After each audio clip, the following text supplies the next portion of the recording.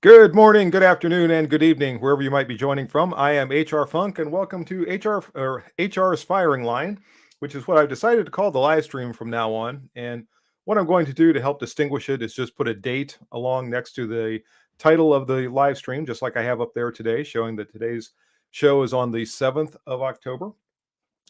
And thanks to everyone for joining. And if for any of you who were expecting to see a video this morning and all of a sudden you've tuned in and you're seeing now that I'm talking and there's not a pre-recorded video, there is a little bit of a story behind this. And I've been waiting for the last few days to try to decide whether I was going to have a live stream or the video. And let me give you all a quick explanation so you kind of get a sense of what's going on with YouTube these days. We're in another one of those phases that seems to happen periodically. And I don't know exactly what drives this. I don't know if this is something that comes from the political arena. I don't know if it's got something to do with internal changes of personnel at Google/YouTube. I don't know what's going on. But starting, I don't know, 2 months ago, give or take, maybe a little more, maybe a little less, there was a noticeable decline in my view numbers and my ad revenue that was coming in, and also consequently, many of my videos are getting demonetized, and it really ebbs and flows because I know you've heard me say that before that I've had a whole bunch of videos demonetized. Well, they're doing it again. It seems like it kind of eased up for a while, and I got some videos that were monetized and then all of a sudden back to where I have now. The last uh, probably at least the last 4 or 5 actual videos that I have posted have been immediately demonetized. One or two of them that were reversed. But when I upload a video and I go through the process to monetize the video, and YouTube immediately demonetizes it, then there is an appeal process, and I start into that appeal process. And YouTube says that they will give a decision on the appeal within 7 days on average. And it used to be when I would appeal one of the videos, I would get a decision one way or the other in about 24 hours.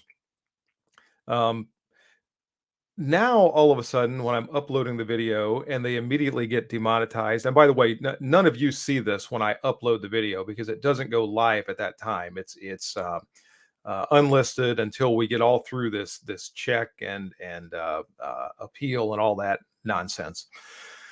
So nowadays, I'm uploading the videos; they're immediately being demonetized, and then I start into this appeal process, and now they're taking essentially the full 7 days. In fact, I had one of them. It was, I think, the first one on the Mossberg pistol from last week. They actually went over 7 days before they finally gave a decision. Now, to put this into context, when a video first goes live, that's when it gets the vast majority of its views. So if the video is monetized and there are ads that appear on the video, that's when the video makes the most money to come back to the channel. If I allow a video to go live and it gets a whole bunch of views, but it's in that limbo phase, so and there are no, it's not like that you're innocent before proven guilty or anything like that. If they demonetize it and it's under appeal, they do not put ads on it. So if I let a video go live and it gets a whole bunch of views, and then, a week or so later, they get around to saying, well, okay, I guess this one's all right for ad revenue. By then, it's already gotten most of the views that it's going to get for the life of that video. Now, once in a while, one will not follow that same trajectory. Once in a while, there will be one. I've had a handful in the 10 years that I've had the channel that have actually gone up and up and up and up for a significant period of time, several weeks or longer. But usually, if you see a graph, there is the day the video goes live and it goes way up like this for the number of views, and then it tapers down significantly over the course of about the next 2 or 3 days, depending upon the video and the topic and one thing and another. So I hold off My baby. Mimi is just heading out, so had to make sure I let her or gave her a wave to her on the way out the door. But anyway, if I let the video go live and it gets all these views ahead of time, and then some number of days later, YouTube gets around to saying, "Well, all right, we'll allow ads to go live on this." By then, the vast number of views have already taken place, so the video still earns very little money. So, and I get comments every once in a while that, well, you shouldn't be doing this for money. You should be doing it for the promotion of the Second Amendment and shooting sports and love of firearms and all that, which I am doing. But in order to maintain a channel where I'm producing 2 videos a week, month in, month out, with very few exceptions, costs money. And I am not independently wealthy, so I can't just, do this and fund it entirely myself. So I do have to get some kind of a return on this so I can keep the channel going. Anyway, I uploaded the video that was supposed to go live today, I think last Monday. So we're now at however many days that is, 4 or 5 days, something like that, since I uploaded the video, and they still have not decided whether or not it's going to earn ad revenue. And I've been watching this, and again, knowing the kind of nonsense that they've been engaged in lately, I decided that instead of letting that video go live and waiting till whenever they get around to making the final decision, that I would go forward with the live stream today. And we haven't had a live stream for a while, so I was kind of looking forward to this anyway. But I would go forward with a live stream. The video is still in purgatory right now, waiting to see whether or not it's going to be approved by the YouTube gods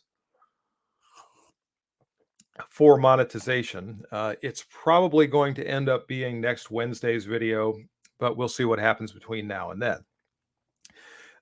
To add a little bit more to this story, that's part of what's going on right now with YouTube is this whole demonetization taking forever to make a decision on appeals, et cetera, et cetera. But there are a lot of other things, and some of you mentioned this before the show actually started. There are very few notifications going out right now, at least for my videos. And I can tell because when I look at the number of views, either for one of the premiere videos or especially my short videos, I put up a number of shorts here recently talking about various different things. One of them was actually making fun of YouTube. And I can tell by looking at the views on those. I can tell by looking at the views on the videos that people just don't know the videos are out there, so nobody's watching them. So it's not going up on anybody's suggested video feed. It's not running on the autoplay or anything like that. And part of that has to do with the demonetization, because if YouTube demonetizes a video, they do not promote it. So as a video content creator, it's just kind of disheartening, I guess, to put a lot of time and effort and thought into producing a video. And by the way, this is not a poor pitiful me type of thing. I'm just trying to explain some of what's going on. But to put all of that into the production of a video and then nobody ever sees it because nobody knows it exists is just, like I said, disheartening, aggravating. It's I guess the frustration, at least partially, comes from the fact that I think there are a lot of people out there who, if they knew these videos existed, would probably enjoy watching them, but they don't have the opportunity to because they never know they're out there.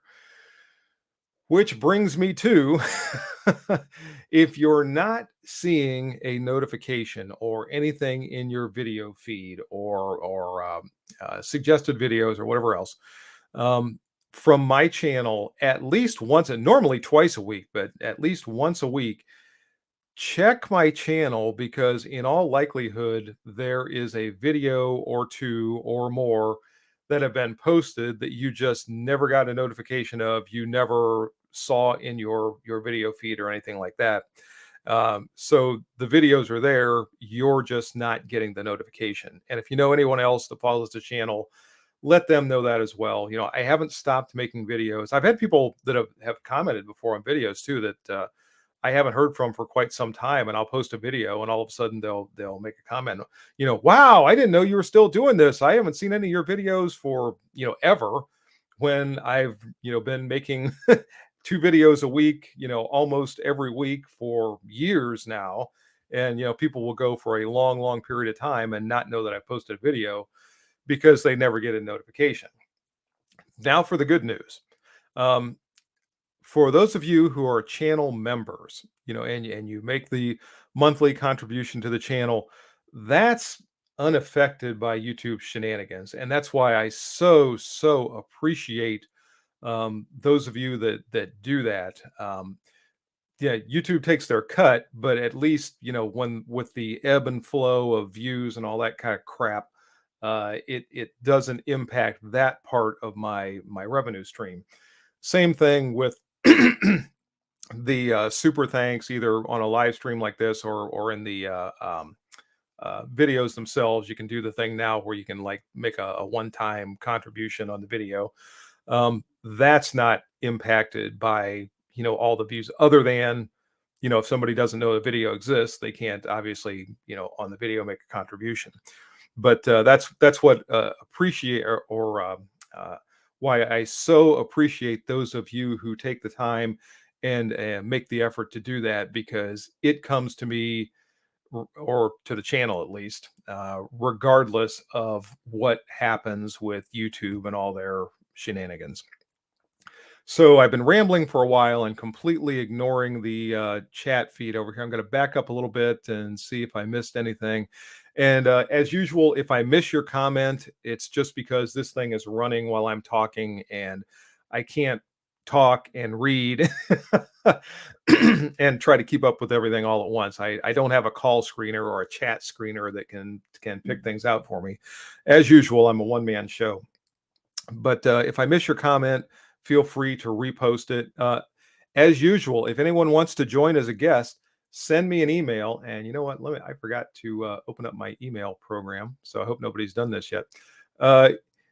Send me an email to the email address that you see scrolling across right there. And okay, looks like nobody has done so. I will send you a link to the live stream, and you can join as a guest. If you choose to join with your camera activated, there will be a split screen, and I'll be on one side, you'll be on the other, and we can have a conversation back and forth. Now, everyone's going to be able to hear the conversation, but if you would rather join just with audio, you can do that as well. You just turn your camera off, and we still have a conversation back and forth. Everyone will hear you, they just won't be able to see you. So if you'd like to join as a guest, send me an email to hrfunk@zoominternet.net. I'll turn around and send you a link back to the live stream here, and I'll be able to bring you on as a guest. Now, as I said, since I've been rambling on even longer, let me go back and see. Ben Crane, did they demonetize everything regardless of content? Maybe try. Yeah, for my content, as soon as I upload it, I can't remember the last video that I uploaded that was monetized right from the get-go. It was probably a couple of months ago since the last time that happened. So it doesn't matter what I'm talking about. What did I post the other day? I posted some real benign video or short or something, and as soon as it went up, and the way YouTube lets you know that a video is demonetized or not suitable for all advertisers, is how they refer to it, is there's a little $ icon next to the video on my YouTube studio screen that I have. And if that little $ is yellow, that essentially means the video is demonetized. If it's green, that means it's approved for ad revenue and it can earn money. So as soon as I upload it, when the upload is done, instantly that $ turns yellow. So right from the get-go, everything that I have uploaded, shorts where I'm talking about, you know what? Let me look at something. I'm not absolutely certain that my short yesterday, and the announcement that I put up for this live stream was a video short. I posted it about, well, let's see here. yesterday afternoon at some point. Take a second for this to load up. And yeah, what do you know? My 1 minute announcement for this video that went live yesterday was actually approved for monetization. But I'm looking down through here at all the other yellow. The short video from last week, which was firearms versus tactics, and I was talking about tactics being, as important, if not more so, than the defensive firearm you select. That one was initially yellow iconed or demonetized, if you will. And then I went through the appeal process. At some point later on, it was approved for monetization. Let's see how much it's made after going through that whole thing. So this has been up for about a week and it has made, roll the numbers on the big board, 26 cents. Yeah, buddy. Probably not going to get wealthy uh, on that kind of a return. Anyway, let me bring this screen back up so I can see all of you again and get that stuff off my computer. Somebody else, all's at full, says the election cycle is. Yeah, I've thought of that too, that some of this might be related to, next year's upcoming presidential election and all the other political nonsense. And like I said, you never know internally who YouTube has or Google has moved to where and what that person's leanings are going to be or whatever. And I've mentioned this ad nauseum that the guidelines for videos are so vague and so open to interpretation, and the people that drew this stuff up should be embarrassed because literally they can look at any any video that is firearms related, i- and depending on how they decide to bend those rules or interpret those rules or whatever, they can find something that they're going to say is in violation of their advertiser friendly guidelines. So, try, and I said that some time ago that I've gotten tired of trying to read the tea leaves and trying to get something just right to be able to keep the videos monetized. And I'm tired of doing that. I am just back to where I'm making the videos that I want to make. If I want to show disassembly of a firearm, I'm showing disassembly of a firearm because it doesn't make any difference.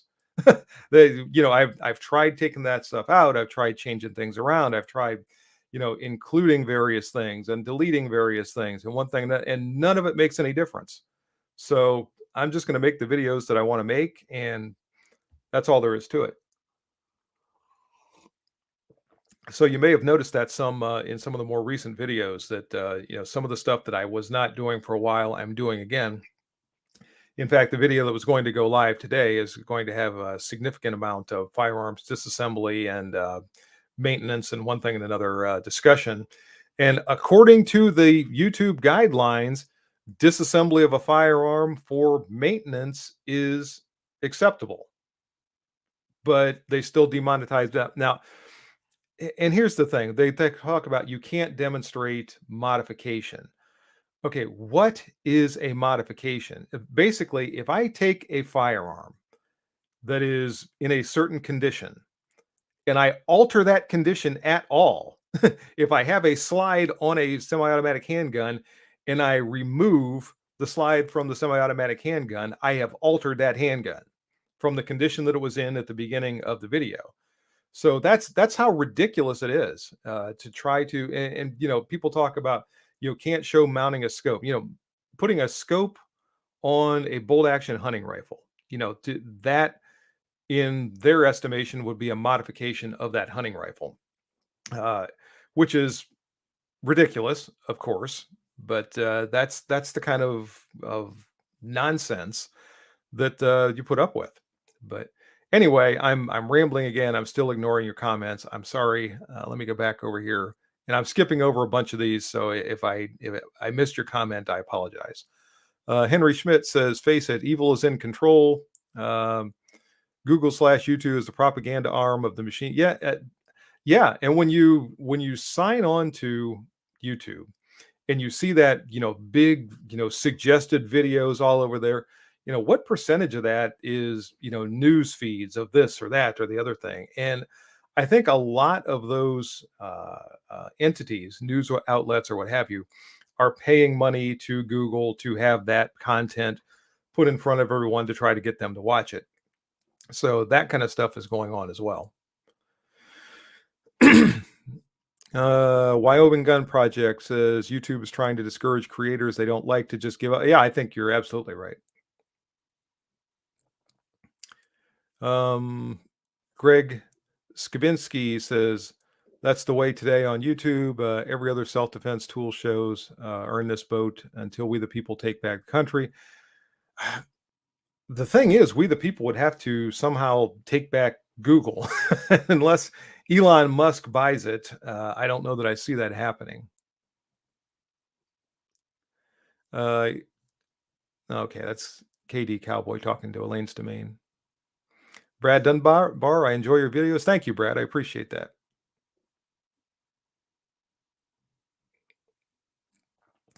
And I'm just scrolling down through these quick, trying to get caught up. Rich Powers is here. How you doing, Rich? Roy Kiefer did see the short on Friday. I'm glad you saw that, Roy. At least somebody saw it.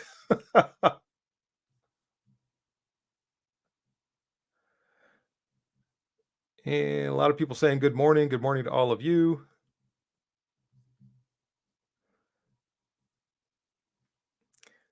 And Ben Crane says, I bet they're using a lot of AI to scan the vid. That's what they do. That's what causes the automatic demonetization. That's their automated system.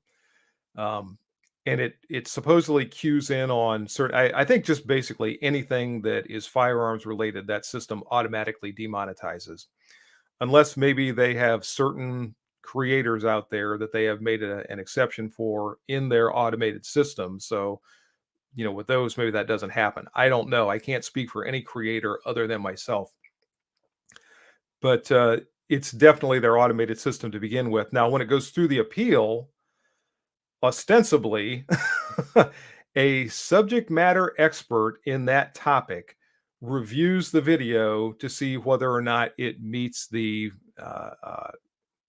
criteria for monetization. I would love to meet some of these subject matter experts to find out where their expertise comes from, because I really don't think a lot of these. I've told the story before where I had a review on a Western style gun belt with the cartridge loops that go around the side, and I was uh, uh, reviewing it, talking about it, one thing and another. I don't even think a firearm showed up in the video. I was talking all about the belt, and the video was demonetized. Now, this was actually a couple, 3 years ago, and I'm looking at it. I'm thinking, what in the world? How? It's a leather belt. What is scary, or what possibly could be objectionable about this? And I was reading through the list of all the different things they'll use for demonetization, and one of the things that you can't show is an ammunition belt. Now, when I look at that, and I think when most people who are conversant in firearms issue or topics would say, okay, that's a belt for a belt-fed machine gun. They're talking about that kind of an ammunition belt. They don't want people showing machine guns. But I think whoever reviewed that thought that's an ammunition belt because you can put ammunition in a belt. Again, I would dearly love to talk to some of their experts sometime. Uh, I make no comment to be an expert in anything. I've told people many times that I don't even know what the word expert means anymore. But whatever it is, it's not me. And I also don't think it's the people who review videos for YouTube. If in fact a real human being even does review those and doesn't just say, well, the system said that it was demonetized, so it's demonetized. All right, back over here. Gunswater says the government could change Google with a monopoly and make it divest YouTube. I don't know if that would improve anything if it happened. I mean, YouTube kind of functions as its own entity under the YouTube umbrella with everything, or Google umbrella with everything else Google does. But I don't know if separating it from Google would actually change it as an entity.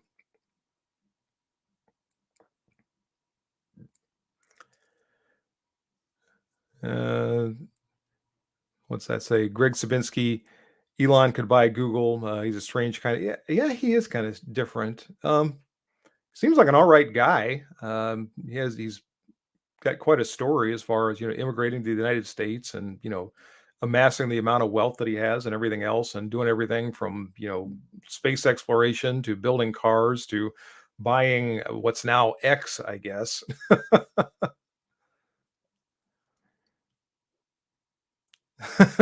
Expert is one guy talking and five guys listen.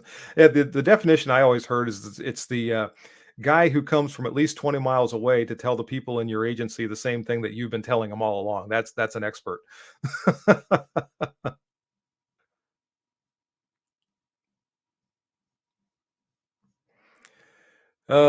Katie Cowboy, was there any update on the pistol brace issue? I thought there was an injunction.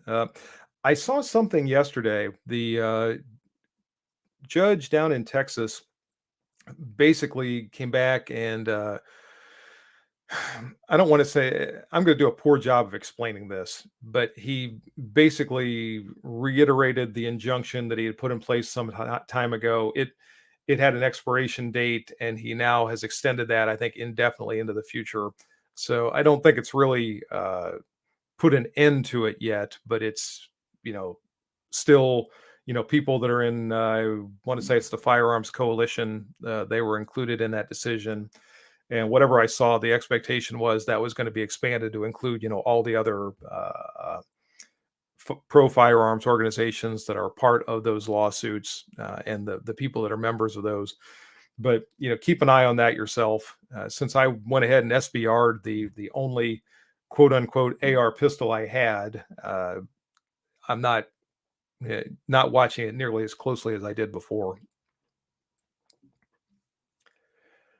Okay, so let me check on a couple of other things here. I've been rambling on for a while. Oh, upcoming stuff on the videos. I've got quite a bit. I already mentioned the one video that I've got coming up, which is going to be a maintenance and evaluation video that's probably going to go live next Wednesday. Also, some of you have been asking me for a long time about the 5.7 cartridge, and I've always been kind of lukewarm to it. I've never just been that energized to go out and get one, but as luck would have it, I do now have a 5.7 firearm. It was loaned to me with some ammunition, so I'm going to be doing some testing with that firearm and with that ammunition. So you'll see that coming up in the near future. I've also got a new black powder video in the works, and something about fall always puts me in mind, or in the mood, I guess, to work with black powder firearms. And I went out to the range the other day, and I got to tell you this story because, oh man. I went out to the range the other day, and I was planning on doing, uh, actually not a black powder video that particular day, but that's one of the things I've got in the works. Anyway, I went out because I'm doing a new law enforcement qualification course video. Some of you have been asking for that for a long time. There's one that I've had on the back burner for a long, long time. I finally went out about a week ago to record this video, and it was absolutely one of those days where everything went wrong. A lot of times you go to the video or go to the range rather, you're having a good time shooting and it's fun and everything. This was just, I've mentioned before the range that I shoot on now. It's difficult to do some videos because I don't have exclusive use of that range. I have to share it with other people that are coming out to shoot. And many times I'm recording video segments while they're reloading, and vice versa. They're uh, reloading or doing this or that while I'm shooting and doing this and that. So anyway, I had a bunch of people out at the range today. Some guy showed up, the Orkin pest control guy, to spray the range for mosquitoes. So we had to do a ceasefire for that. In the meantime, while I'm waiting for all that to happen, my cameras are overheating, so I'm having to get them into the shade and wait for them to cool off. and then trying to get out quick and record some video. And in the course of all that, uh, to give you an idea how bad this day was, just literally add injury to insult. I got stung on the backside by a bee. It was like something from a cartoon, right, right on the behind by a bee. Finally, I just called it quits. I said, you know what? That's it. I'm going to pack everything up. I'm leaving. I'll come back on a different day. So I actually went back out yesterday and got most of that video recorded that I was working on the day that I was having so much trouble. And I'll get the rest of that hopefully recorded today if I don't go to a gun show, which is a possibility for today. The Medina, Ohio gun show is going on this weekend. And Mimi is gone for the day. And I was thinking about maybe going up to the gun show. I've not been to one for quite some time. I haven't been to Medina since I'm not sure just exactly when. So I might go up there today too. I haven't made up my mind. I've got a project that I would like to start working on, but I need to find a particular firearm in order to start working on this project. And I have a feeling that in order to find said firearm, I'm going to have to start scouring the gun shows because they're not showing up in any of the local gun shops that I frequent. Did that cover the upcoming videos? I think I did. And let me jump back over here.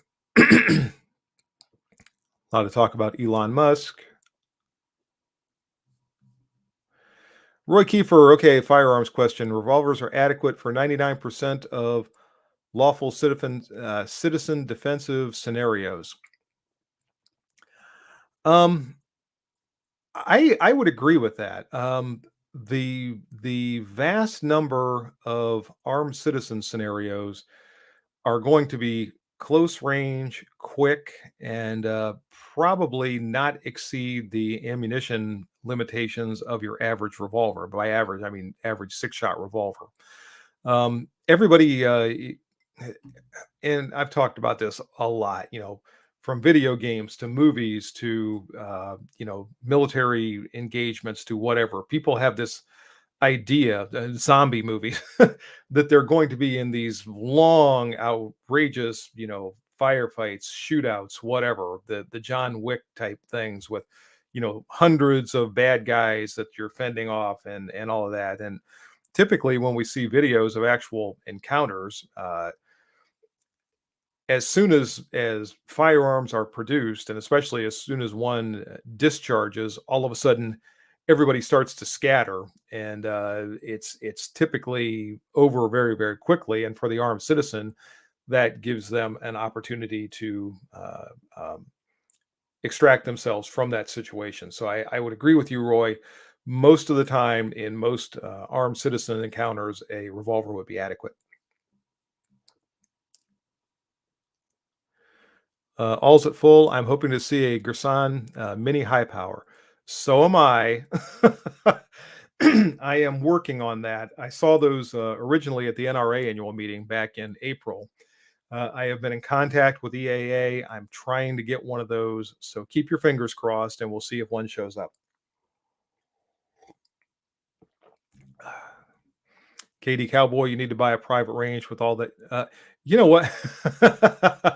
Yeah, with my 26 cents that I made. I would, if I have my own range, and I think of like Hickok with this, to be able to just walk outside and be able to start shooting, that would so simplify my life. Even if I had to go someplace, but if it was my range and I could do whatever I wanted to there, I never had to concern myself with any other shooters or anything else. It would make things so much easier. And the ranges I used to use, I more or less had that. I had some limitations there because of distance and directions that I could shoot and one thing and another. But overall, I could pretty much do the things I wanted to there.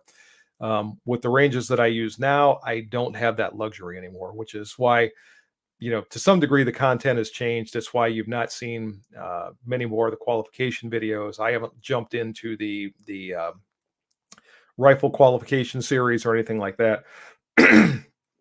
Because I'm to a degree restricted on what I can do on the range where I'm shooting nowadays.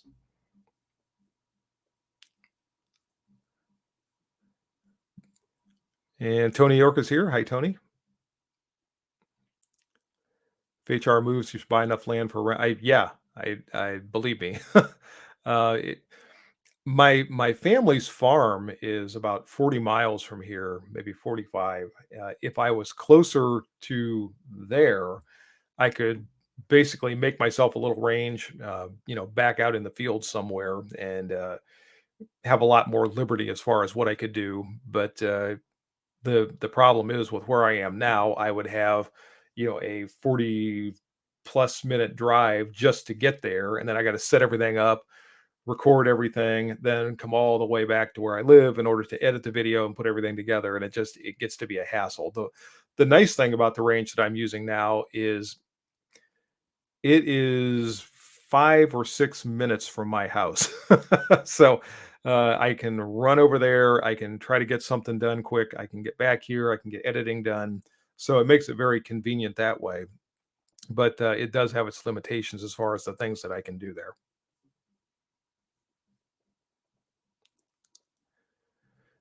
Joe Sheets the Ragman says, "Enjoy your videos, they're very informative and pleasant. Thanks, pleasant to watch. Best wishes." Thank you. Thank you, Joe, I appreciate that. Henry Schmidt, wow, my department would never have paid for a range fumigation. This is not a department range. This is a private club range. Buck up buttercups would yeah, that's now for the PD range, we actually when they would go around and spray the mosquito spray around the city, they would and this was kind of like just a wink wink nod agreement with the guy that drove the truck for the city who did that.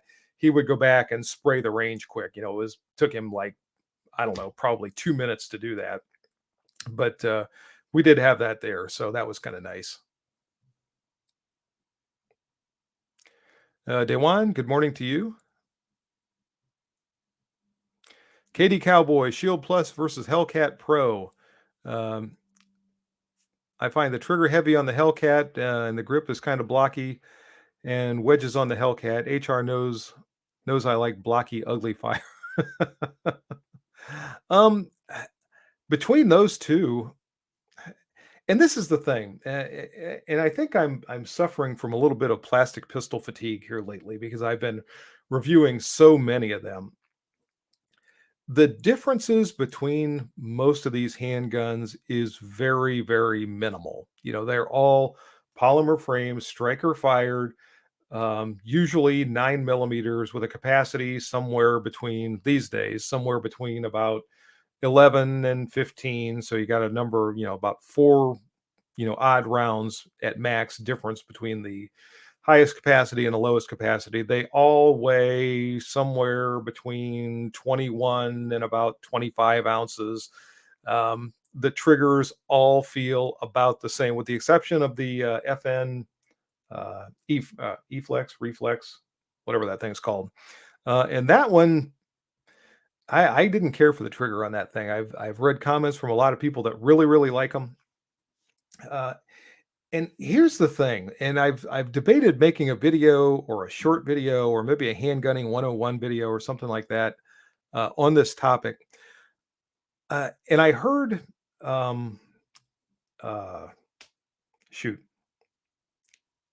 Mr. Langdon from Langdon Tactical. I'm trying to think of his first name. I've talked to him a couple of times, and I can't. Ernest. Heard Ernest Langdon say this in a video not too long ago, that sometimes the guns that make us feel the best about ourselves on the range are not necessarily the guns that are the best to carry for defensive purposes. And I really wish he would have hammered that point home because he was preaching to the choir for me. A lot of times those triggers, you think about just those beautiful light 1911 triggers, or my mechanic dark side that's got a trigger that's somewhere sub 3 pounds, like 2 and 3/4 pounds or something like that. Beautiful to shoot on the ramp. Boy, you can stack bullets with that thing. It makes you feel great about yourself. You feel like the world's greatest gunslinger. But in a defensive scenario where every shot is a potential liability, you can't accidentally crank off a round when you didn't intend to. Even even if that shot hits the person that was originally presenting a lethal threat to you, if they're no longer presenting that lethal threat, and because of adrenaline pumping or whatever, boom, you give them one more, all of a sudden you've just committed either, depending on what state you live in, assault with a deadly weapon, aggravated assault, attempted murder, whatever, because at the time you fired that shot, that person was no longer presenting an imminent lethal threat to you or an innocent third party. So I really got what Ernest Langdon was saying when he made that comment, and you see this a lot in YouTube. That people love to run the semi-auto handguns with the light triggers and whatever other gizmos they put on there to be able to hold it down and just boom, boom, boom, boom, boom, boom, boom, boom, fire those things as fast as they'll go, and usually it's on a full size silhouette target, and the bullets are going just sort of wherever they go, and that's that's not really what you want for a uh, uh, uh, defensive encounter if you have to shoot. So, this all kind of ties back into what I was talking about with the plastic pistols and the triggers all being about the same. Triggers, all run about, probably maybe 4.5 to 6 pounds, somewhere in that range. Um, with the exception of that FN pistol. And like I said, that one kind of worries me a little bit. If someone is has one of those and you really like it, I'm not trying to insult you. I'm not speaking poorly about you or your decision making or your selection of that handgun. I'm just saying, for me personally, it worries me a little bit. I wish you the best. And of course, I've got somebody trying to call me right now. And there. Sorry about that. That was ERJG 1954, who was just trying to call, and why he was calling me on the phone and not watching on the live stream, I don't know. So he's in trouble whenever I talk to him. Anyway, back over here to the comments again.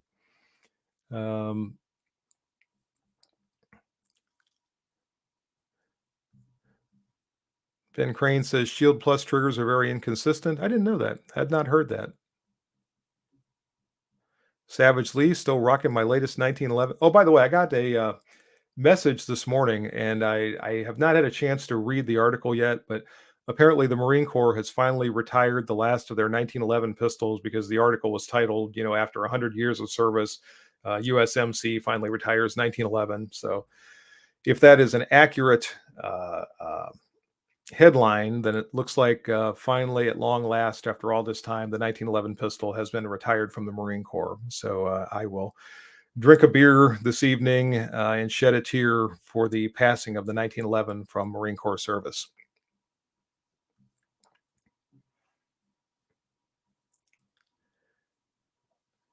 And just running down through nice ringtone. Yeah. Yeah. It usually gets people's attention. A lot of you prefer your guns to be in stock configuration, and I would encourage that too. That's another thing that I see a lot. People will talk about, they bought their whatever, and the first thing they do is put in a new trigger and new sights and a new barrel and new recoil system and this and that. And in the end, it might have the outer major components, a slide and a frame that originally, and maybe not even those, that originally came from the factory, and everything else has been changed. Um, you know, do you really want that, or do you want something that's been engineered and developed by a factory that manufactures firearms and has gone through all their testing protocols and all their safety procedures and all that to hopefully make sure that it's going to perform properly? It's going to go bang when it's supposed to go bang. It's not going to go bang when it's not supposed to go bang. And if you have some sort of problem with it, you can send it back to that factory, hopefully for repair, for your defensive firearm.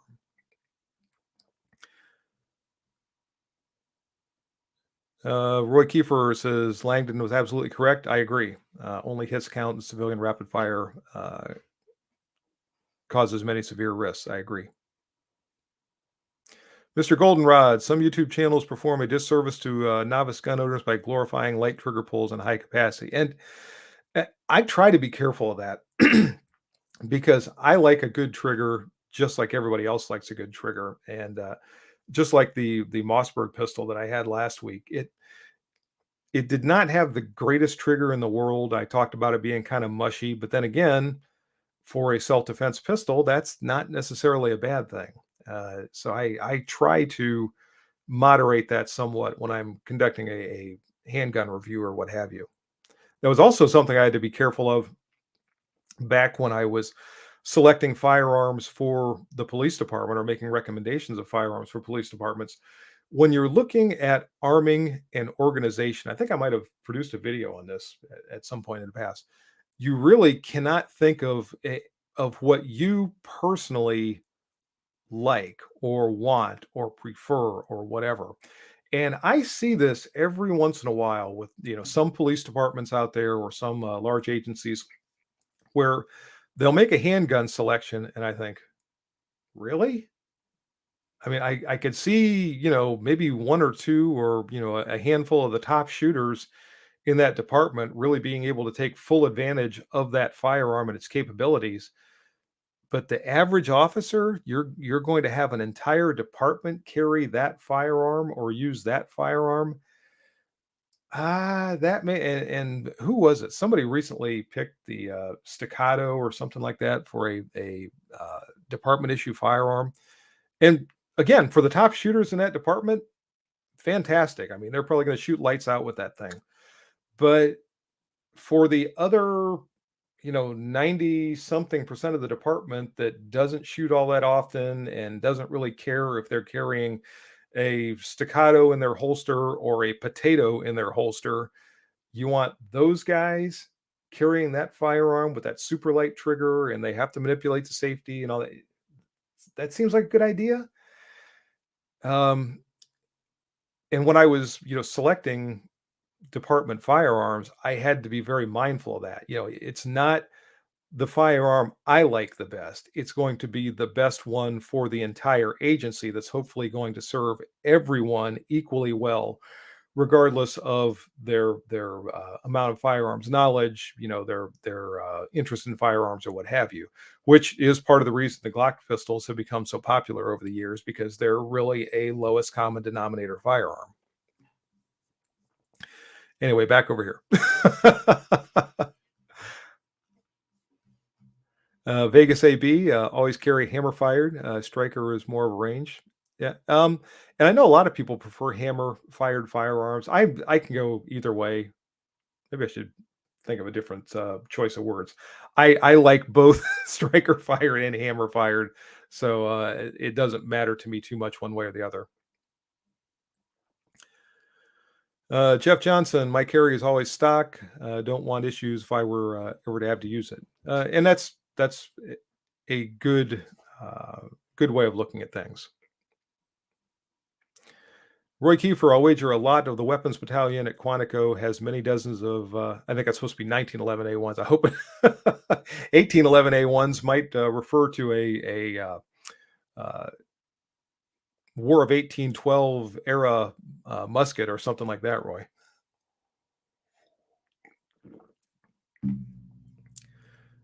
Rich Powers, I have to pass the Opata firearms course with a 40 cal for my new job. I doubt you're going to have a lot of trouble. The whole reason I started the law enforcement firearms qualification series a couple of years ago was because I produced a couple of videos making fun of the Ohio law enforcement qualification courses. In fact, the video is still up. I shot the handgun course with a couple of black powder cap and ball revolvers and actually got a passing score.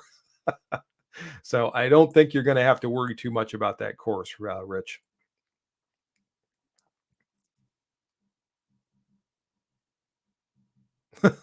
KD, be careful with that uh, sharp pencil, and definitely don't run with it. Henry Schmidt. So it was the staccato. I knew it was one of the really high speed competition type handguns that somebody had picked for a duty weapon. Roanoke, Virginia. Okay. John Wick killed 3 guys in a bar with a pencil. By the way, somebody sent me a comment. Um, I'm trying to remember which video it was, but they were uh, repeating something that they'd heard in a movie, as though it were fact and not just part of a fictional storyline. And I'm thinking, so you really are taking your cues for, firearms performance or whatever it was from something a character said in a movie. That's not your best source of information there.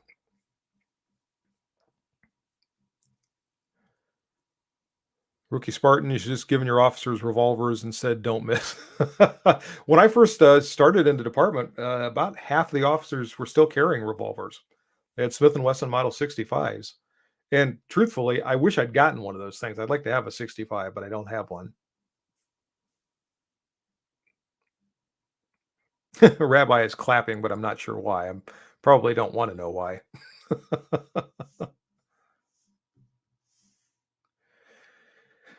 And Henry Schmidt says, "Wait till Roanoke has their first workers' comp leg shooting." Yeah, hopefully not. I mean, I wish them the best, but I just, like I said, I would be uncomfortable if I was the agency administrator there, knowing that all of my officers were carrying that. I mean, unless they just have a knockout firearms training program there, and everybody shoots like a seasoned competition shooter, then I don't know. I would be worried. Julie Jackson, hey Marine, what's up? Just sitting here having a good time with all of you, enjoying the live stream. I hope you are as well. Semper Fi to all the Marines out there. And thanks to everyone for joining, regardless of whether you're a Marine or not. Rookie Spartan, revolvers, no speed loaders, and shotguns. Golden age of policing. Mr. Goldenrod, oh, but many believe the shotgun will throw someone back to. Yeah, yeah, the old shotgun blasted them backward out through the window. And Daryl Walton has become a new member of the channel. Thank you for joining, Daryl. I appreciate that. Everyone can see that with the green showing right there. Let me bring it up here and showcase Daryl has joined. Thank you. Um, and there was something I was going to say before I noticed that, and it just went right out of my mind. Oh, shotguns. That's what I was talking about. I still, to this day, appreciate a good shotgun. Shotguns are what I have at various places around the home. When I could back in the day, I would take a shotgun with me, depending on what kind of situation I was in, exiting the cruiser. I like patrol rifle. Patrol rifles give you a little bit more flexibility, but for close range engagement, I still like shotguns.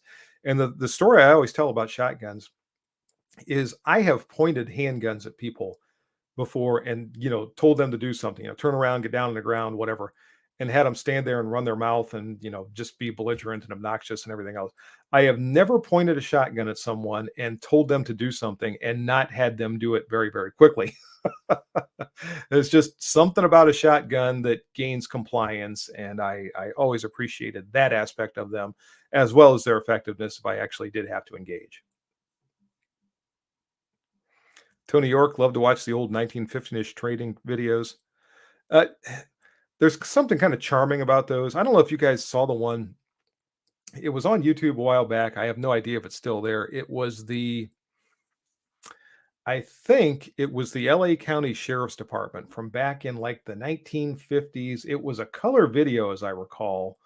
So it would have been by the time that they could actually record things in color, but it was kind of grainy and scratchy. You could tell it was not a professional, Hollywood production, but they were showing the LA County Sheriff's Department pistol team, and they were doing all kinds of crazy stuff. They were having people with, cigarettes in their mouth and shooting the pistol or shooting the cigarette out of their mouth, and, people holding bottles and stuff and shooting out. It was all kinds of crazy things that nowadays, for all kinds of very good reasons we wouldn't do, and we definitely wouldn't make a video of doing those things, but it was quite something to watch.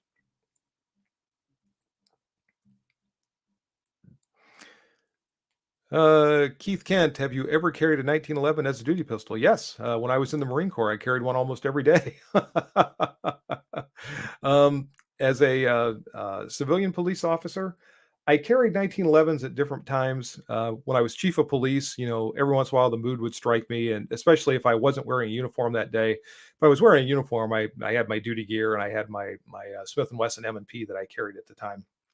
But if I was not in uniform, or I had some shirts that were made that said had a badge stenciled on, said chief over here and stuff like that. If I was wearing one of those and a pair of like cargo pants or something, there were times that I would have a 1911.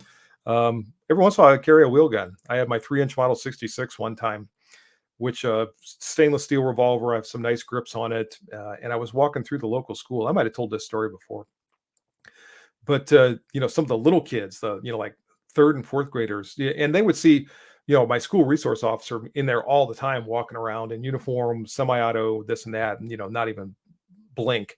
But I'm walking through with that nice wheel gun, and the little kids are like, looking and pointing and this and that. Especially the boys. The girls are kind of like, yeah, whatever.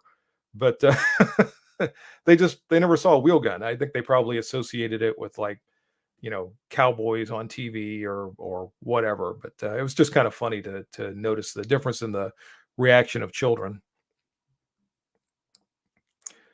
Richard Johnson killed a lot of white-tails with a shotgun and buckshot.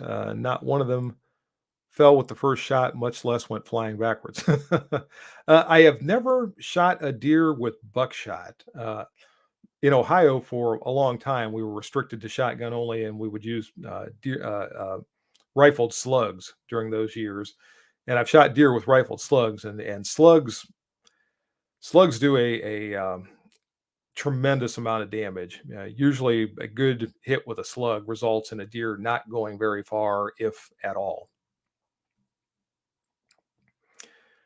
Robert Field Green Ridge said, "Morning, y'all. Headed to the range to shoot a match. Good for you. Have a good time and good luck.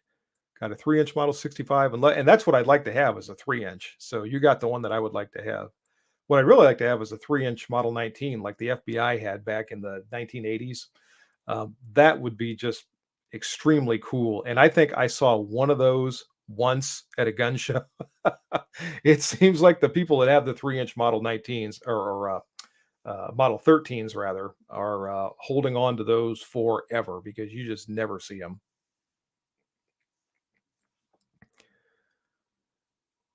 Rookie Spartan, that video sounds like the LA County Sheriff's Department pistol team. Yeah, that's oh, it was later colorized. Maybe that was it. I remember it was just kind of odd looking the way the color was. It's been a long time since I saw it. Julie Jackson still carrying 1911. Good for you. And so do I periodically. Not every day, but once in a while. Again, when the mood strikes me. Daryl Walton had occasion to use a firearm twice against humans. Once in my home. Once to stop a felony assault on a neighbor. Didn't have to shoot. Good for you. And that's one of those, all's well that ends well kind of thing, where the situation was resolved without having to fire a shot. That's the best for everybody involved. Daryl Schertz, good morning. 1962, my dad taught me to shoot his bring back Luger. Cool. Like the Model 10 Smith & Wesson better. Really? You like that better than the Luger? It's just something always kind of cool about a Luger, I guess, in my mind. But I like Model 10s too. Mr. Goldenrod, does Ohio allow straight-walled cartridges for deer hunting? Yes, now. And this has been a long, long progression in Ohio. When I was a kid, up until about 1990 or 91, in Ohio, the only permissible deer hunting implements were shotguns, black powder rifles that had to be, I think, 38 caliber or 45. I can't remember. I think it was 38 caliber or larger for the black powder rifles.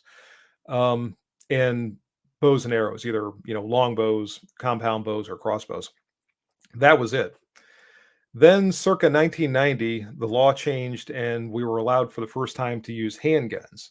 And the handguns, it initially specified the cartridges. It was like 357 Magnum, 41 Magnum, 44 Magnum, 45 Colt. Might have been one other one in there that I'm forgetting. So it was that way for a number of years. And then finally, they allowed us to use rifles and carbines chambered for handgun cartridges if it was one of the acceptable cartridges. And then more recently, it changed again.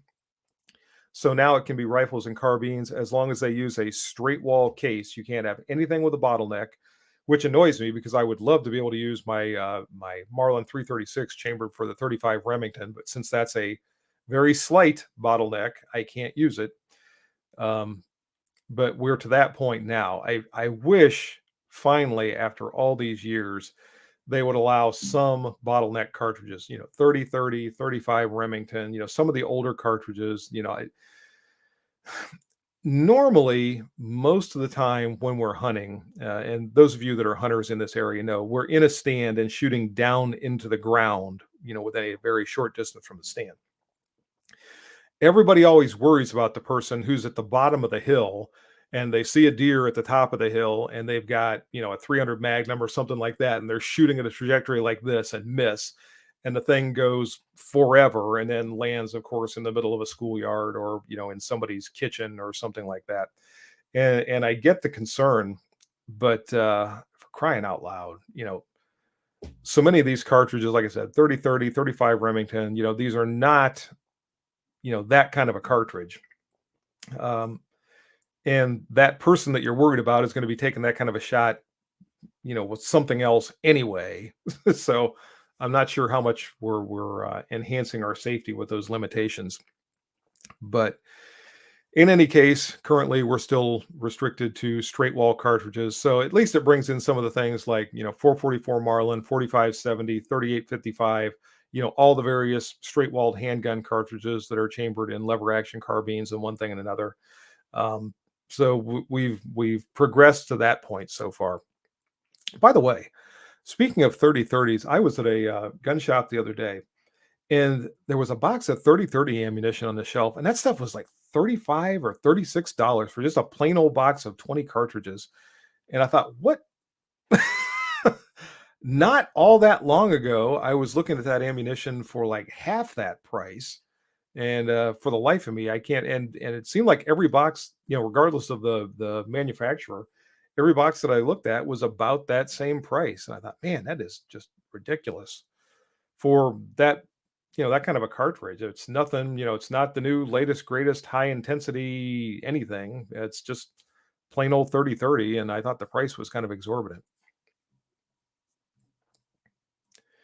Sun Sea and Surf 1000 says 3-inch Model 19 is one of my dream guns, and I've got a 3-inch Model 66. I don't have a 3-inch Model 19, and then my Model 19 carry comp is a 3-inch as well, but it's basically a 2.5-inch with about a half-inch compensator on the end, so it's not a true 3-inch.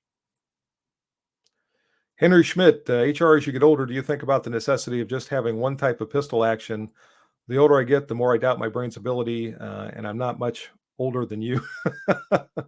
The thing that I have going for me is I shoot so many different kinds of firearms so frequently that I stay pretty well acclimated to all the different operating systems. I don't feel handicapped, I guess, to the point where I think I need to like latch onto one and that's it. That's all. That's the only one for me. So that's where I am anyway. Tony York, my first duty gun was a 4-inch Smith. I think it was Model 10. Not sure for qualifications. I used the instructor's Python. Really? ED, my wife carried a 19-5 for a time. I think the one Model 19, the 4-inch Model 19, I've got in the safe here next to me is a 19-5. RJL, carry a Beretta 92A1 every day since my home invasion, even on the crapper. It's heavy. I'm old and in a wheelchair. I need the weight to shoot straight. Well, I hope you never have the need to, but I'm glad you have the means to. Tony York, we in Illinois, Illinois, use single shot rifle and straight wall only. I did not realize Illinois had that kind of a restriction too.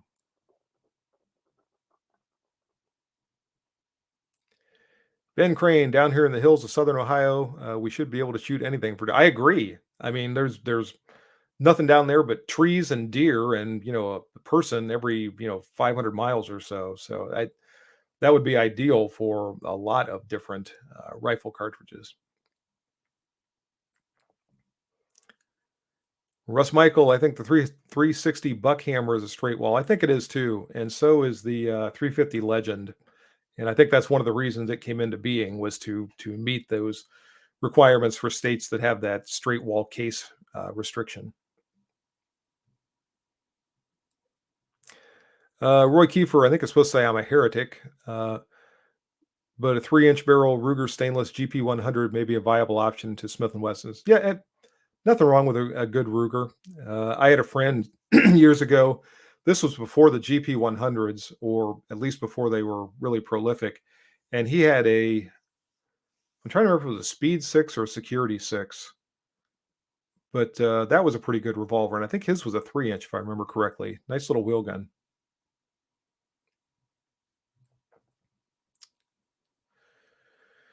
Ben Crane, during the ammo crunch, 3030 core locked was going for 525. Yeah, that's insane. Rookie Spartan, wish we could have the freedom to use handguns or handgun calibers in New Jersey for rifles.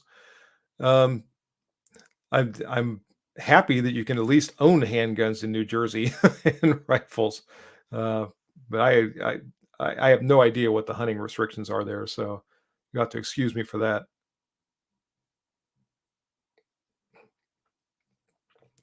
Mr. Goldenrod, the odds of hitting someone when a bullet is fired into the air is greater than zero, but not my butt. And I'll tell you a story. This happened here, I'm going to say about 5 or 6 years ago, not very far from where I live. The southern part of the county here in Ohio where I live has a large Amish population, and it extends down into the next county south of us. And this was during deer season. And there was a young Amish woman riding a buggy toward her family home, and she was coming north from the county to the south of us, which is Holmes County, into my county of Wayne County, which is where she actually resided. And somebody had gone out deer hunting that day. And this was actually, it turned out to be another Amish person, but nobody knew it immediately. Anyway, now think about this. The buggy is moving. So she's on the road. The buggy is moving down the road. And I just banged my microphone. So the buggy's moving down the road. The Amish guy is something like a mile away or whatever. And this guy has a black powder muzzle loading rifle that he'd been using for deer hunting that day. Now, why this guy did that or did this, nobody knows. But instead of discharging it into the ground or into a tree stump or something like that, like everybody does to unload their muzzle loading rifle, he decides to crank off around into the air. Now, who knows how many times this guy has done this over the years? The bullet that he fired went up into the air and then came down and hit this young Amish woman right in the top of the head, killed her instantly. Of course, nobody knew what happened. The horse just kept on walking. Horse obviously didn't realize what happened. Horse walked all the way home, and when the horse got home, the buggy, the parents came out and found the buggy that she'd been riding in, and of course, there's blood everywhere, and they don't know what happened. They call our county sheriff's department. The deputies show up. They follow the trail of blood that had come from the buggy back to the county line and eventually get a hold of the sheriff's department in the next county. They continue following. And finally, they find this young Amish woman who unfortunately had died at that point. And, it just the odds of that, obviously, extremely dangerous thing. You never want to discharge a firearm into the air. Every time I see that, in some foreign country, someplace where somebody's taking an AK-47 and they're celebrating by cranking off rounds into the air someplace, I cringe. I'm like, those bullets are coming down somewhere. But that's just one of those freak things with a firearm where it proves just how dangerous that can be to do something so unsafe, as firing around into the air like that. But again, just the odds of that moving buggy having her in just the right place at just the right time, for that bullet to hit her in the head is just, I can't calculate that. Maybe some of the mathematicians out there can tell us what the odds of something like that would be, but it would have to be astronomical. Now, I had another incident, and this is when I was very first a brand new police officer working in a small village that's probably, what, 35 miles southwest of where I am now. Um, Again, deer season. Somebody took a shot at a deer apparently and missed, and this was with a shotgun rifled slug. There was a truck driving north on the main route that came into the village where I work, and the slug that missed the deer came through the back window of this guy's pickup truck. Now he's headed in this way. The slug is coming this way. So it came through. He was wearing a down vest, and it blew a little hole in the top of the vest. Kind of some of the stuffing was sticking up, and just grazed the top of this guy's shoulder enough to put a mark there. It wasn't even a bruise. It was just, you could just see like an abrasion from this thing. Now, again, think about that. If he's driving just a little bit faster, instead of going this way, it's going right through the back of his head. So that was one where he he should have played the lottery that day. In fact, he won the lottery that day because he was not seriously injured or killed. A little bit of damage to his pickup truck. But yeah, the idea of being sure of your target and what is beyond cannot be overstated when it comes to a safety rule. Russ Michael, large Amish population around there too. They wreak havoc on the deer population. Yeah, they have a tendency to do that. And KD Cowboy is talking to Henry Schmidt. Bird Doggy One worked as a cop in a colorful part of Southern California. Did have a call of a bullet dropping through the roof of a mobile home. No one hurt. Yeah, I've actually had one of those one time where bullets were sailing through a mobile home, and those were coming from outside of the city. Somebody was target shooting, and they were shooting into the ground actually with an AR, and they were using military ball ammunition, and it was just the angle. These things were skipping and kind of going off in a different direction, going about half a mile and going through somebody's trailer.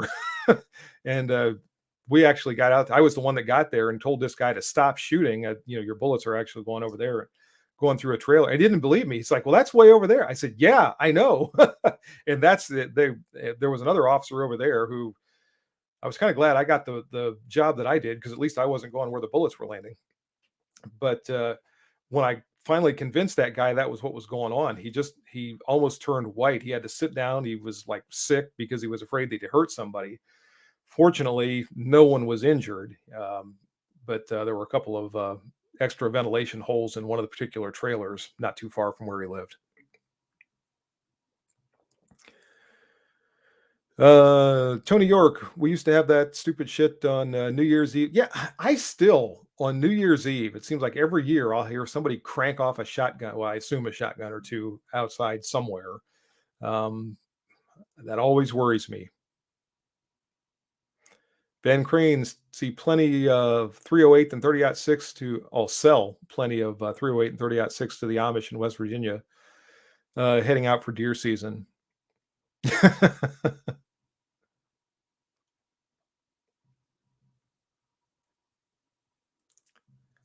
Jeff H is here, late but in the central time zone. That's okay, Jeff. I'm glad you made it. By the way, how long have we been going? Hour and almost 14 minutes now. So this has gone by quickly.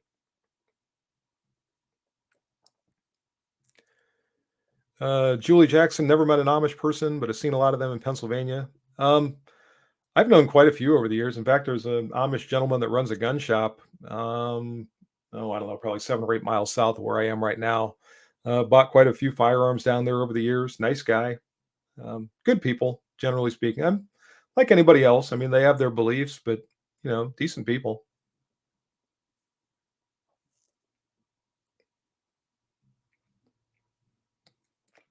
Roy Kiefer is headed out. Roy, you have a great weekend as well. Hope you have a good time with your granddaughters, and thanks for joining us today.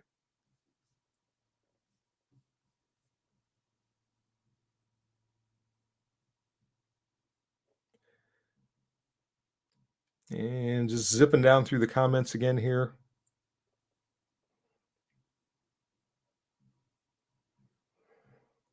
At the beginning of the Great Yankee Invasion in Southwest Florida, new residents would call saying that they could see projectiles hitting their roofs. And uh, I'm not sure what you're referring to there, Henry.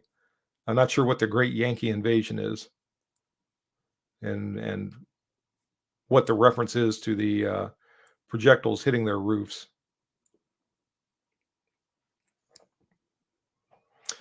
Mr. Goldenrod, please consider reviewing the Gerson MCP-35 match ops. I reviewed the ops.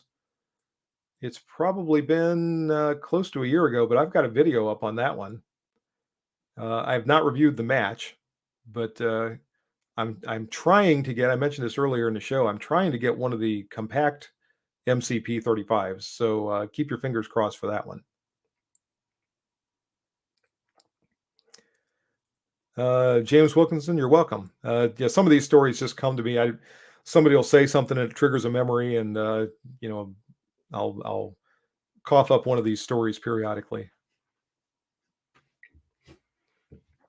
Daryl Shirts, keep going. I missed the first part. Had chores to do. um, I'll keep it going for a little while longer here. Usually, I wrap these up at about an hour, but things are going so well, and everybody is commenting a lot and keeping the show going. So I'll keep going as well. It will go till at least 20 after. We'll see what it looks like at that point.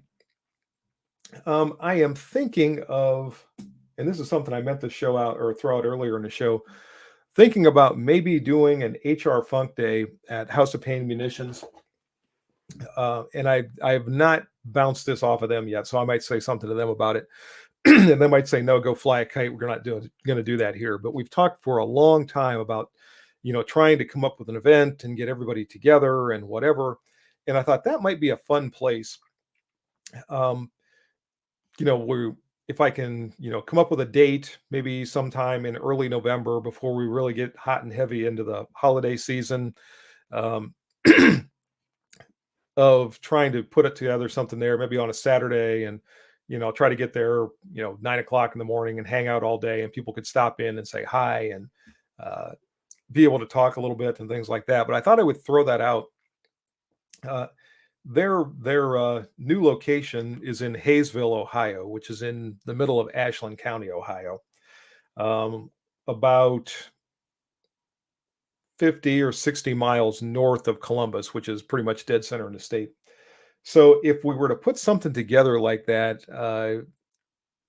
I guess I'm looking to see what everybody thinks or how much interest there is. I mean, I know a lot of you just, the distance would be prohibitive, but for the ones that are in relatively easy driving distance, if that sounds like something that would be a good idea, something that would be fun, that everybody would enjoy trying to make the trip and get together for a little bit, we probably wouldn't be able to actually shoot. They have a very small indoor range there that they use for testing the ammunition that they manufacture, but it's not really set up for, a volume of shooters to be able to, come out and shoot and all that kind of thing. So I'll throw that out there now. And if you want to, in the comment section, let me know what you think of that. Or, you can shoot me an email or post a comment on one of the videos or whatever, what you think of that idea. Or even if you're watching this video later on after the show's no longer live and you want to put a comment here, just kind of let me know your thoughts on that. If you think that would be something that, you would want to pack up and come and hang out for a while. Like I said, probably early November-ish, maybe first weekend, maybe second weekend in November. I don't want to get into the holiday season and have to compete with, the Thanksgiving Day turkey or the, Santa Claus or anything like that. But just kind of let me know your thoughts on that.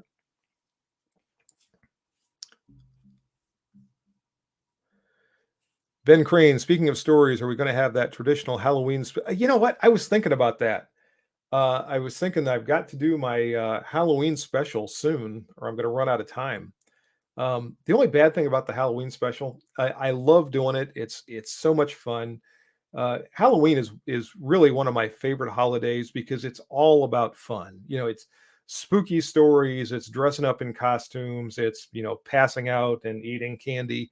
Um, it's just a fun holiday, and I like to do the holiday special. But the only bad thing is, not very many people watch it. When I look back at the ones that I've done in years past, and I've done two or three of them now, um, it's just there doesn't seem like there's a lot of interest in it. So I guess that's maybe why I've been procrastinating a little bit this year because I'm just not sure, how much people enjoy when I do those or how much they like it when I put them up. So I'm thinking about it. We'll see what happens.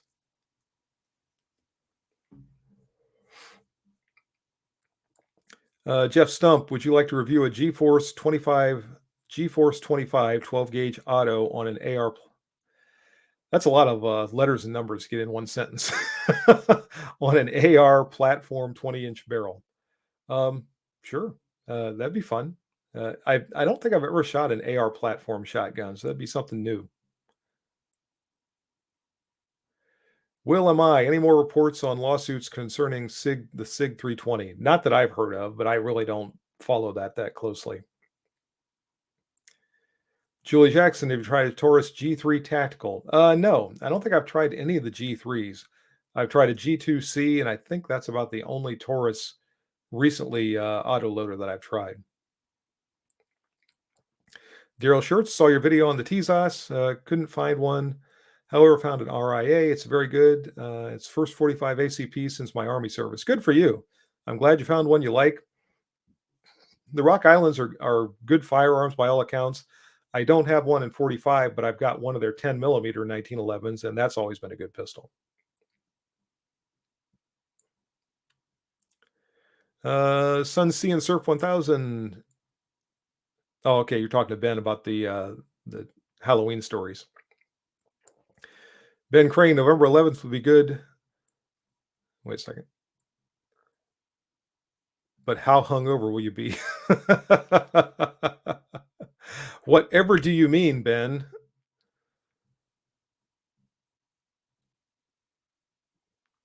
Katie Cowboy, what's your favorite candy that you got as a kid trick or treating? It had to be Reese cups. To this day I love chocolate and peanut butter. Whether it's Reese cups or peanut butter cookies with chocolate chips or anything.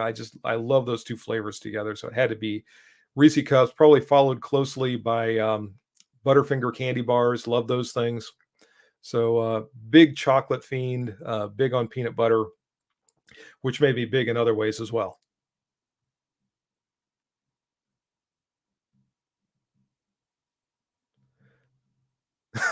No holiday special equals mostly peaceful protest. Okay. HR, have you seen Gersan's new lightweight high power command? Yes, I have. I saw them originally at the NRA annual meeting. I mentioned earlier I am trying to get one of those things, so we'll see what happens. I'm not sure yet. We'll have to see. Tony York, Halloween 1981, made me and the missus. Oh, is when me and the missus first got together. So it depends on her mood if it's a good memory. Julie Jackson, thank you for joining. Also, Julie has joined as a member. I appreciate that greatly. Thank you so much. And I'll bring that up once again so everyone can see Julie has joined. So thank you.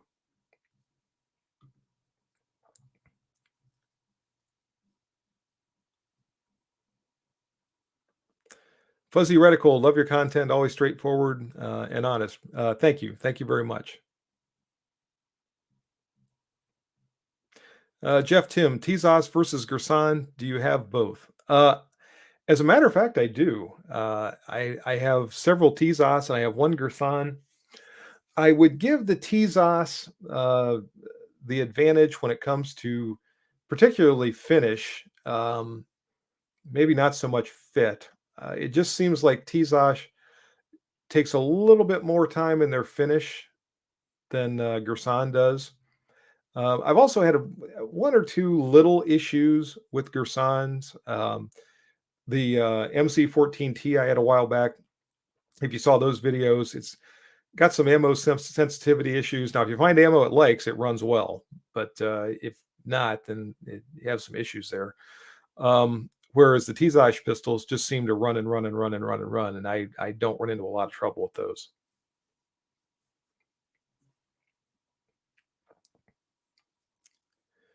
Joe Sheets, the Ragman, Nestle's Crunch are in vogue now. Fuzzy reticle, shocking the quality of handguns coming out of Turkey these days. I agree. Oops, that was Halloween 19. Get that right, Tony. I won't tell her. She ain't watching this. What was your favorite Halloween costume you ever had? I'm trying to remember how old I was. I well, here's a good one. You guys are gonna like this. Actually, this might be my favorite just because it was so far outside my character, I guess. Um, there was a Halloween party, and this is when I was in the Marine Corps, so it would have been 1985 or 86. And at the time, Billy Idol was a big, well-known singer, and I actually dressed up as Billy Idol. I got like some leather vest from someplace, and I got this stuff to spray in my hair that made it blonde, and I stood it up. Of course, it was in a flat top back then. It was probably a little bit shorter than this, but I actually went to a Halloween party as Billy Idol. So if you guys can imagine HR Funk as Billy Idol, that was me. So that might be my all-time favorite Halloween costume, just because it was so funny.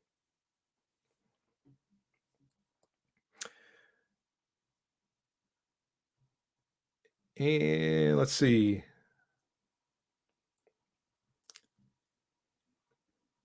Rookie Spartan, I wonder if HR answers policeman or Marine. Nope, neither one. Uh, Keith Kent, no, I was not talking about Ohio armament, whichever one it is. I was actually referring to House of Pain armament, which is probably, I don't know, 50, 60 miles west of there.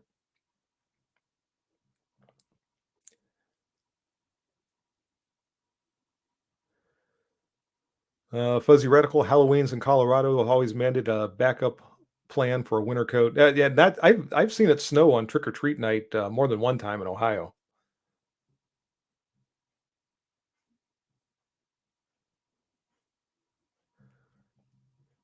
HR's Billy Idol needs to be a thumbnail. I don't think there's a photo of me anywhere in that getup, which is too bad. It would be kind of funny to put up for you guys to see, but I don't think there is one. And maybe it's a good thing that there's not one that exists. Julie Jackson still wants my Raider.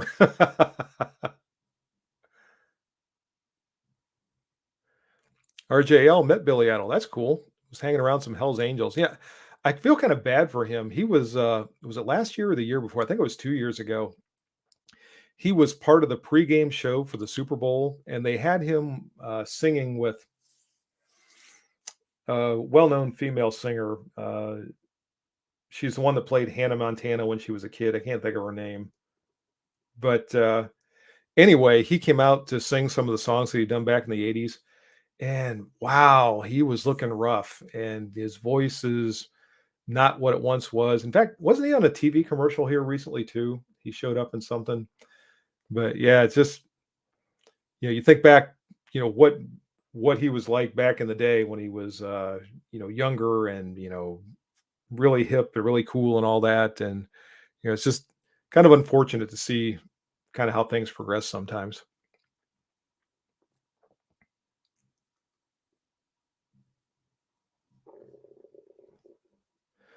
How's HR Fudd these days? Doing well, doing real well. We haven't seen the Fudster for a while, so maybe we'll see if we can get him back in front of the camera. Maybe we could incorporate him into the Halloween special. That'd be kind of fun. Halloween with HR Fudd. Just the idea is kind of scary all in and of itself. Now we need a white wedding episode. That's it. Miley Cyrus. Couldn't think of her name. My son is after me to get him a Raider after watching your video. They've got at least one at House of Pain. I saw that on the wall the last time I was in there. I don't know if they've got any more right now.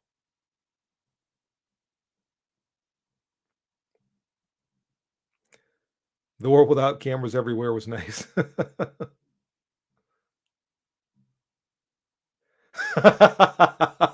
Billy Idol today looks like the baseball mitt you left outside as a kid. All right, gang, we have been at it for an hour and a half here, and it's probably time for me to wrap things up. It's 9:30, so I got to decide whether I'm going to that gun show or if I'm going to work on a video or if I'm just going to sit here with my feet up and drink coffee all day. So decisions, decisions. But thank you all for joining. This has been fun. For not having video today and having all of you and all this participation has been just tremendous. I say it at the end of every live stream.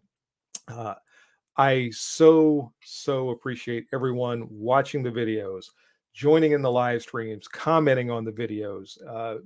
The thing that I get from YouTube is my experience and my interaction with all of you, and you will never know how much I appreciate that. Without all of you, I'm just somebody talking to myself in front of a camera. So thank you to my channel members, to my new channel members who just joined. Thank you, Daryl and Julie. Welcome aboard. I appreciate that vote of confidence. If anyone else is interested in becoming a member, all you have to do is click the little join thing that's at the bottom of the screen for every video.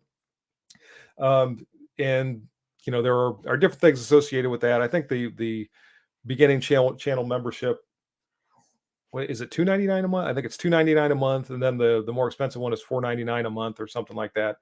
Um, if you want to help support the channel. But I really appreciate my channel members. Like I said, when I get into these times where YouTube is demonetizing everything and they're suppressing views and all that kind of stuff that they do, my channel members really come through for me. So thank you very much.